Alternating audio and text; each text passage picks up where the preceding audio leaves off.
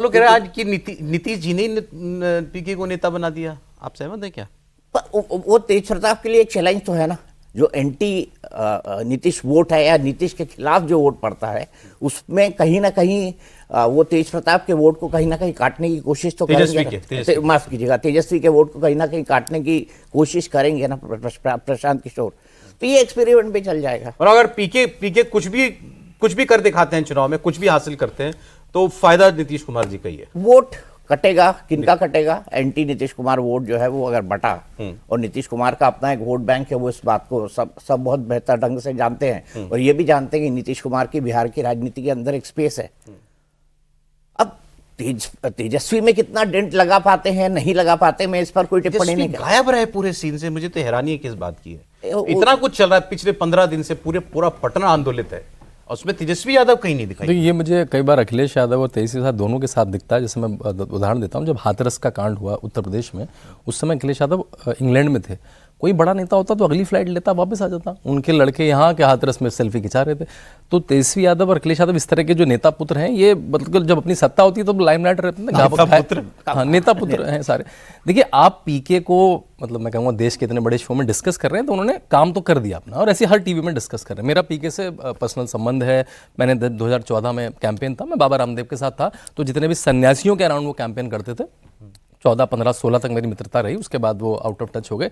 तो व्यक्ति शार्प है, मानना पड़ेगा, उसका अच्छा बैकग्राउंड है, वो यूनिसेफ वगैरह से आया है। फिर वो नरेंद्र मोदी के घर में, मतलब जब उनका जो गुजरात का निवास था, उसी के घर में उनका ऑफिस बना था, तो वहां से एक्सेस लेते शायद ऐसा व्यक्ति होगा जो सबसे ज्यादा चीफ मिनिस्टर के साथ काम कर चुका होगा। सबके साथ तो मतलब उधर कैप्टन अमरिंदर, उधर ममता जी, उधर स्टालिन, उधर वायएसआर, इधर केजरीवाल, राहुल, कोई नहीं छोड़ा। तो उसको समझ तो है, और इतने लोगों ने एक्सेस दी है अपनी, इतने बड़े बड़े लोगों के साथ काम करना। लोग कहते हैं समझ, बहुत ज्यादा समझदार हैं, वो पार्टी ऐसी पकड़ते हैं।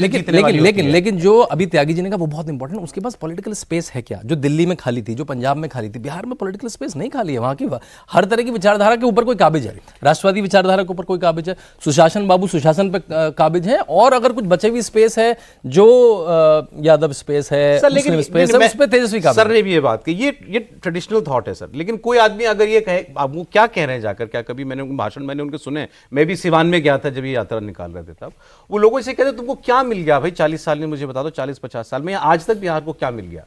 सबको तुमने आजमा के देख लिया, क्या मिला तुमको उससे ज्यादा?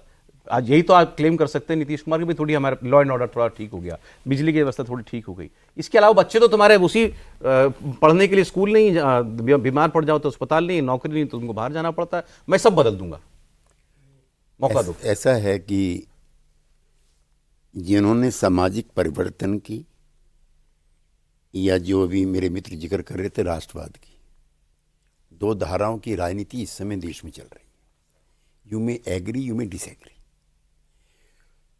कुछ सोशल फोर्सेस ऐसी, जैसे बिहार का मैं आपको बताऊं, जब मंडल कमीशन लगा था, उस समय मैं संसद में था, उस समय जो जातिगत जनगणना के आधार पर पिछड़ों की संख्या 52% आंकी गई थी, ये मंडल कमीशन में लिखा है।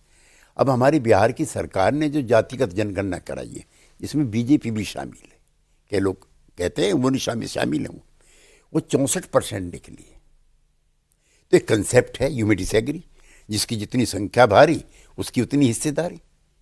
जिनकी 64% आबादी है, उनके 8% लोग सरकारी नौकरी में हैं, जिनकी 12% हिस्सेदारी है। अब इसमें कई लोग असहज हो सकते हैं। हाँ, हमारे में और लालू जी के जो सामाजिक न्याय का आंदोलन, उसमें एक फर्क है। नीतीश कुमार ने स्वर्ण आयोग भी बनाया है कि जो इकोनॉमिक वीकर सेक्शन है स्वर्ण के, उनके लोगों को भी नौकरी मिलनी चाहिए, उनके लोगों की भी हिस्सेदारी होनी चाहिए, और उसी के आधार पर केंद्र सरकार ने 10% का। तो हमारे में व्याकुलता नहीं है, हमारे में एग्रेसिवनेस नहीं है, हमारे में नफरत नहीं है। लालू जी का जो आंदोलन सड़कों पे चला था 1990 का, मैं चुके था उस पार्टी में, वहाँ सड़कों पे मारपीट हो रही थी, हजारों लोग घायल हुए हैं, घर लूटे हैं, दीवारें टूटी हैं, सड़कें बंद रही हैं। तो वो सामाजिक न्याय के लिए लड़ा गया अराजक आंदोलन था। जो अब ये युग है, अब माफ करना, ये अटल बिहारी वाजपेयी की भी बीजेपी नहीं है। जो भाषा, जो शब्दावली नरेंद्र मोदी जी ने दी है बीजेपी को, उसमें जिन राज्यों में अपर कास्ट के चीफ मिनिस्टर हुआ करते थे, आज पिछड़ी जातियों के।